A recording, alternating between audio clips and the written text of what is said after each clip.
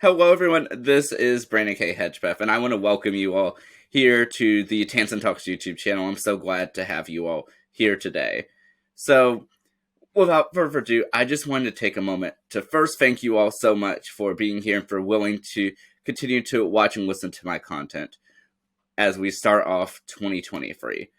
But I know you all are here for this conversation, so I'm going to go ahead and get started. And so please re-welcome my guest for today, Tyler Goode. Thank you so much for being here. Thank you for having me today. I'm excited to have this meeting with you, and let's get the show on the road, I guess.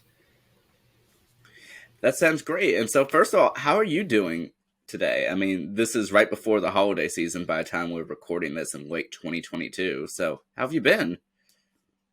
I'm doing great, just living life and trying to stay, keep stress levels down. Well, that is good to hear. And so the last time that we heard from you on the platform was around July 2021, and that was on the Bran'sTech podcast station. And so now that we're here today on this video interview for Tansson Talks, how do you feel going into this? Feel great and excited to be on another podcast as a guest and be in your presence and give another speech on your podcast. What an honor. Oh, thank you so much. And yeah, so I definitely wanted to use this opportunity to catch up because it had been, essentially a year and a half. And so I know last time that we spoke, you were telling us all about your business aspirations and how you are a small business owner. You have your own podcast and that you love giving nice motivational messages on social media while also working on your associate's degree. And so what has been new with you? Like, are you still working towards those goals? I'm just really curious. Everything is going well, working towards the goals. Right now, finishing up my associate's degree. Hopefully I'll be finished in December. Just waiting for finals to be graded and everything like that. Business is going well. Podcasts are still going strong, and motivational speeches on Instagram here and there, still going strong. Everything is about the same still. Well, that's good to hear. And so when you mentioned December to hopefully finish out your associate's degree, are you referring to December 2022 or 2023? 2022, I should be graduating with the Associates in Business Administration. Oh, so that's not that long from now. Nope, it's not long. Well, let me be one of the first to wish you a very happy congratulations. And yeah, I'm so excited for you. So what is the next step for you now that by the time this releases, you would have finished? I'll probably be going into getting a management position in the workforce somewhere and keeping everything else going strong. Maybe if everything goes as planned, I might even go to a 4-year college. I don't know at this point yet, though. Well, I'm glad to hear that you want to enter a management position strong. So do you have any particular like area of expertise that you want to go into for the workforce, like any type of specific industry? Probably be into retail because I already have experience in it. I've been in retail for over 2 years now, so I'll have a lot of potential in that because I know a lot of the ins and outs already as a normal sales outfitter in the retail industry right this minute. So, Well, that's great that you already know where you want to head and that you're finishing out your degree. So how was it for you knowing all of your years and months working up to this point are starting to to really pay off with this final commencement for you to finish out your associate's degree? it was very long and stressful, but now that it's over, you can finally let go of the stress and start enjoying life and move on and keep great things happen. That's a good way of putting that. And yeah, my sort of mantra, I guess, throughout the later part of 2022 and now even recording these is the phrase just make things happen.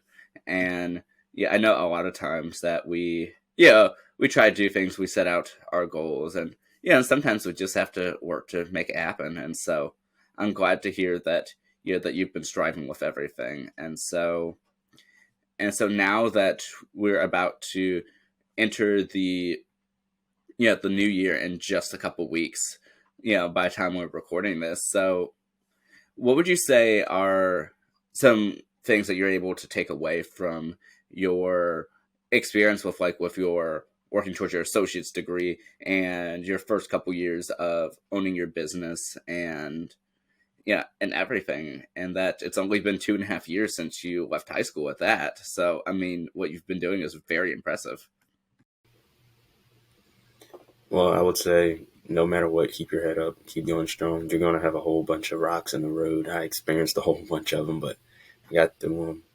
It was very stressful, but you just got to keep your mind in the right place to keep making it through, because if you don't, it will start taking a toll on you.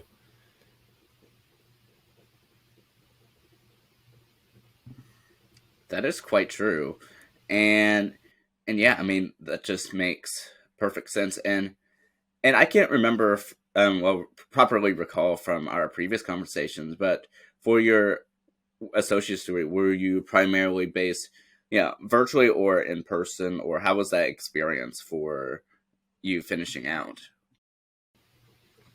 Well, I decided to go all virtual because of the classes. It was kind of hard to find an in person at an actual reasonable time, so I was virtual at home in my room in my little office all the way through for the past 2.5 years, which was it got a little stressful and kind of start destroying my little office because I had papers just stacking up everywhere. But managing those papers did help a lot and making binders, and I got binders everywhere just tossed around, and it's kind of getting rough because now I got to clean it back up again.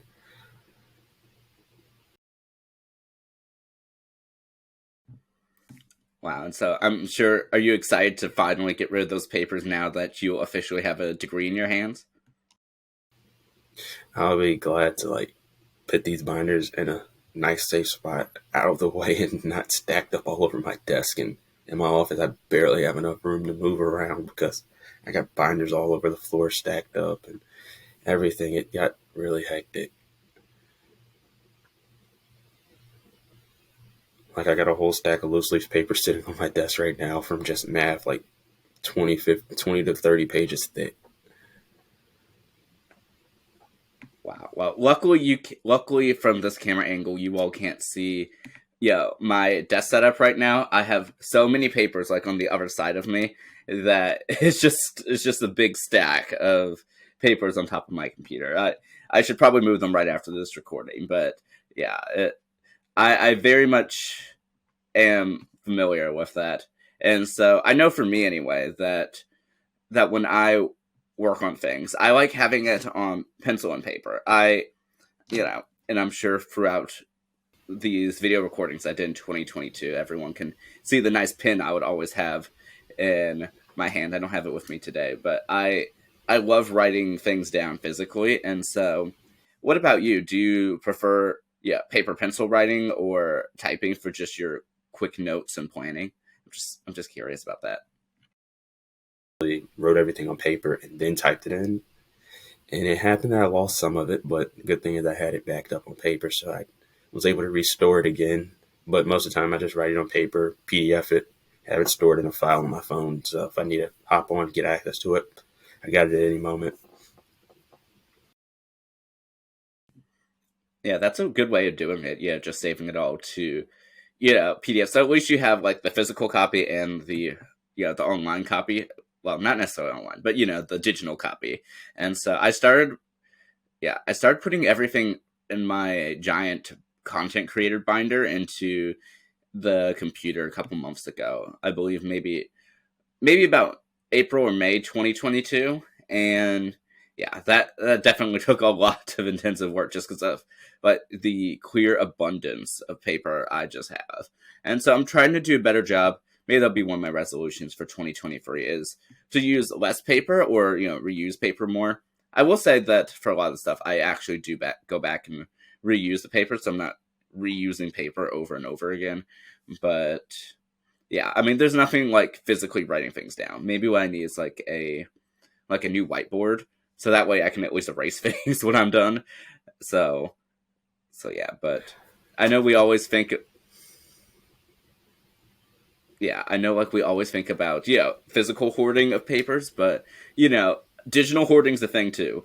And I have gone through so many external hard drives that you can't believe. Like I have like two of them just like sitting over here. So yeah, lots of work to be done for 2023. I understand. I have a hard drive too, and it's pretty loaded. Got like 3 or 4 thumb drives just loaded with college paperwork. It's kind of getting hectic. PowerPoints, especially because those take up a lot of space, and I don't want them all over my computer. But you gotta find a way to manage and get everything through. I do have a whiteboard that stays behind me that has my whole schedule for the week to keep up because I put it on there and in my phone, so it sends me a notification when it's getting near the time I need to get it done. And the whiteboard does come a lot in handy because you never know. Technology fails quite often or it won't send you a notification. But you got the whiteboard. It's there every time. You just see it. Oh, I got this to do today. All right, check it off. I'm done with it. So it does come in handy, like Brandon was saying. Whiteboard is a pretty nifty way of handling your schedule and keeping notes written down. I have a whole huge one right behind me that has the calendar, corkboard, magnets, everything all over it. It got very, very messy during the semester due to just having multiple assignments due on the same day. And it was hard to keep up, but I managed a way to keep it organized because Canvas is not the way to go to keep your schedule organized because it's never going to be your friend because it's always some type of glitch in there. It doesn't send you notification when something's due, or you can't keep up when stuff is due, even though it does have the to-do task list, but it's just not as good as having paper, pencil, or a whiteboard to keep up with what you're doing day to day. Because if you don't, you will start seeing that I'm not organized. Organization is like the key to everything now these days, especially online schooling, because if you don't stay organized, you're going to have a very hard time keeping up. That is so true. Yeah. And I used to actually keep a whiteboard like right behind me. And so for very observant viewers, you can probably see like the thumbtack still in the wall. And so, yeah, I took it down when I started doing video recordings at some point, and then I don't know what happened to the whiteboard. It just disappeared.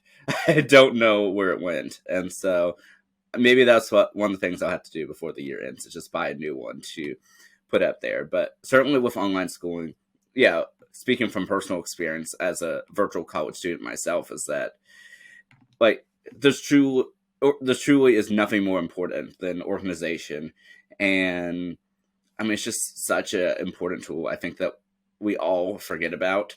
It's like, oh yeah, like we have assignments due at some point. We need to, make sure we get it done in a timely manner, and also in doing the assignments, make sure that we don't sacrifice any quality.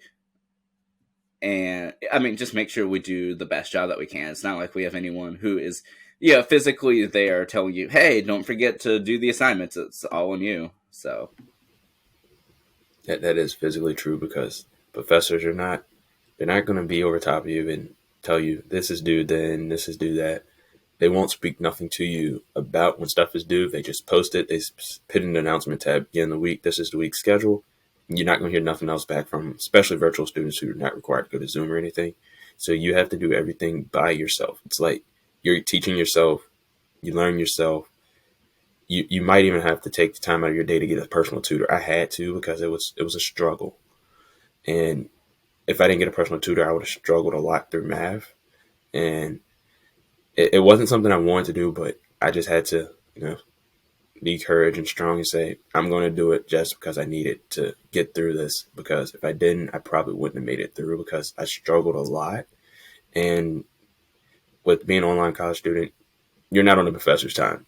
They're on your time. So when you need them, they might not be available. You have to find a time where they're available, you're available to actually get things done, which is not always the best option because most of the time they're not available in the morning or in the afternoon.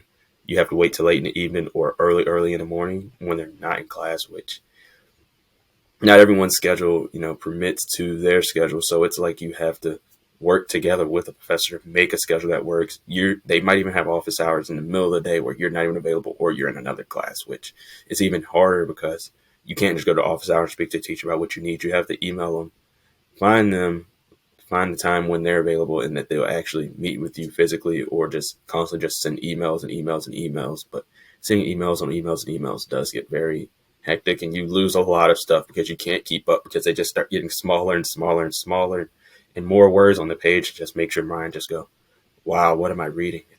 It gets so unorganized. And that's what I hate about email the most, because once you start sending so many, they get so unorganized and jumbled up. And it's like once you start reading, you're like playing mind games, because you see one word here, and you're like, what am I reading? You lose track very frequently. That is so true.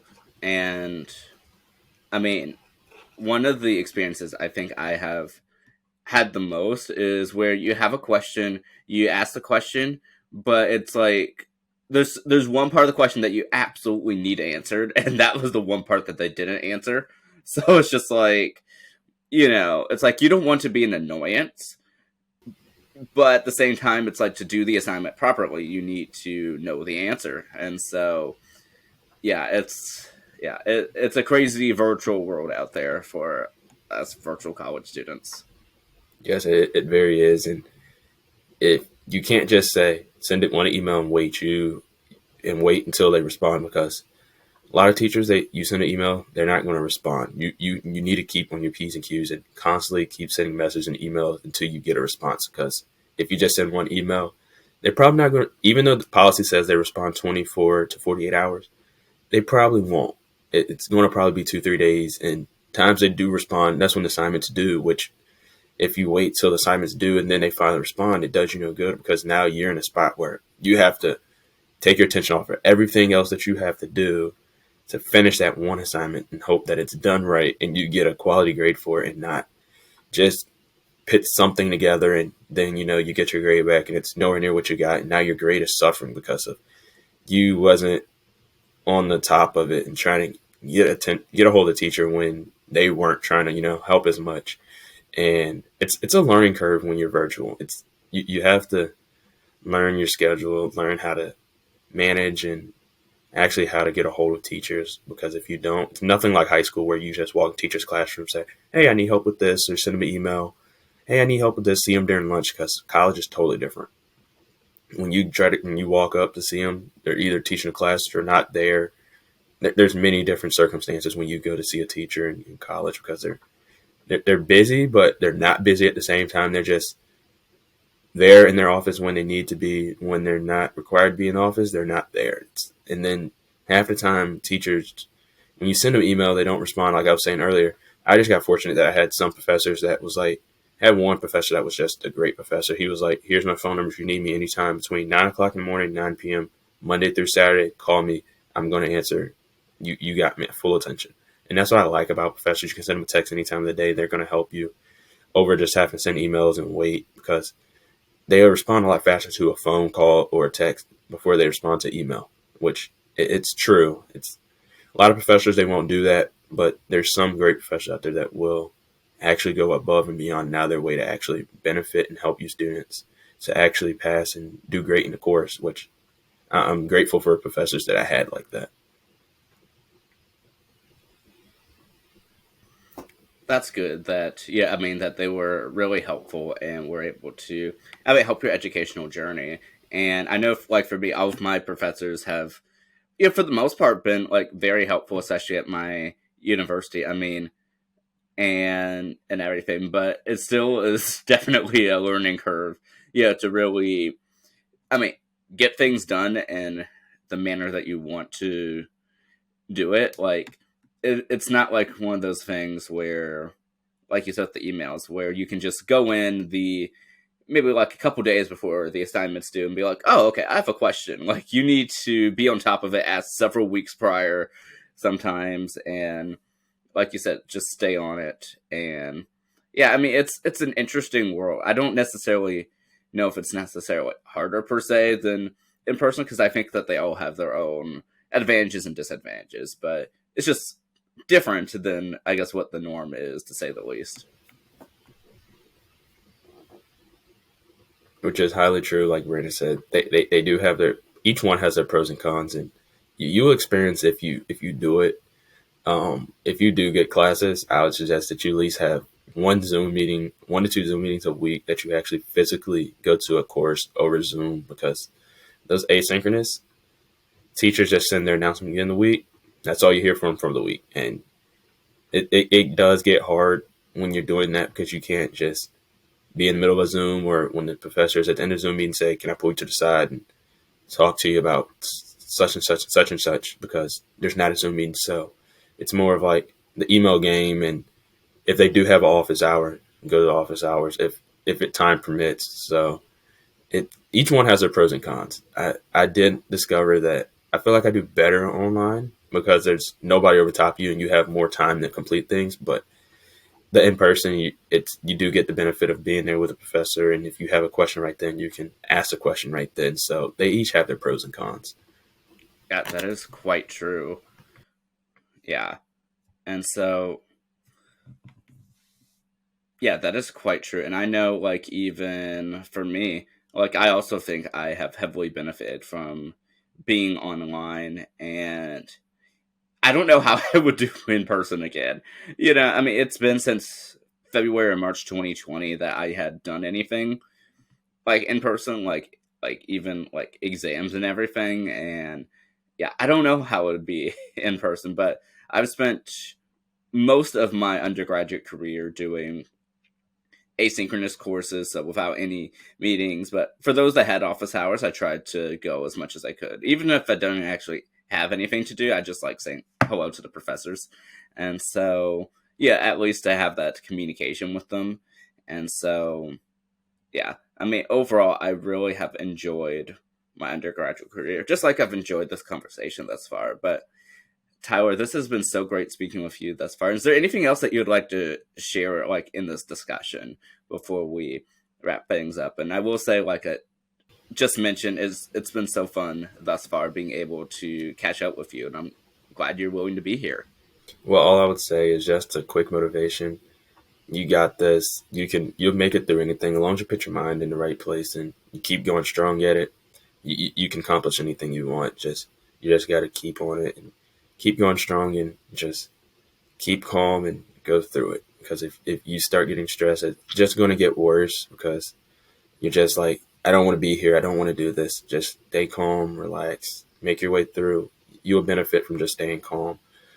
Professors are going to be there. They're going to make you mad. They're going to stress you out a lot, but just walk through it calmly, get through it, because there is a lot of bumps in the road through college. And if you just stay calm and keep your head on what you're there for, and to see the mission of walking across the stage with with the diploma and having everything done and graduating, if you keep your mindset in the right place, it's very doable and accomplishable.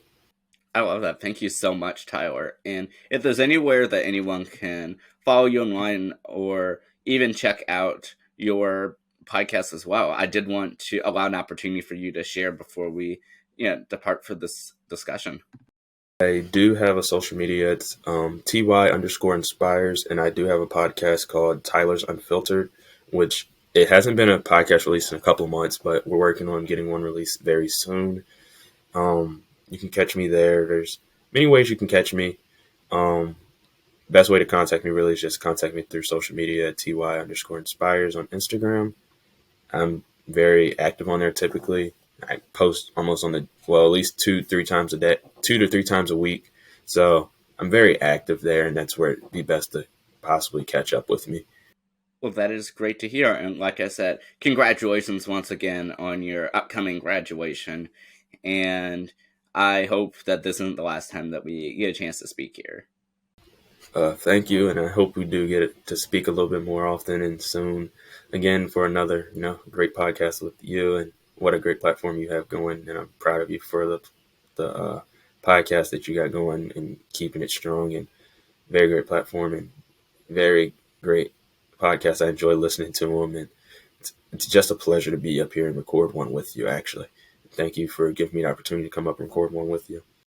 Yeah, of course, and thank you for taking your time to do this. And yeah, it's always fun to catch up with old friends. And so yeah, wishing you all the best and everything.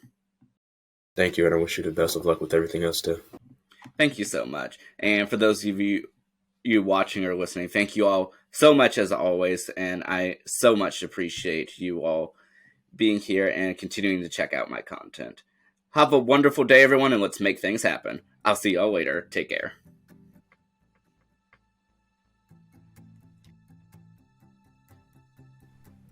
Thank you so much for checking out the Tansson Talks YouTube channel. We greatly appreciate your support. Be sure to give a big thank you to our sponsor Podpage for sponsoring this episode. And if you're interested in checking out our merch, go ahead and check us out at merch.tanssonmedia.com. We look forward to having you tune in next time. Take care and have a great day.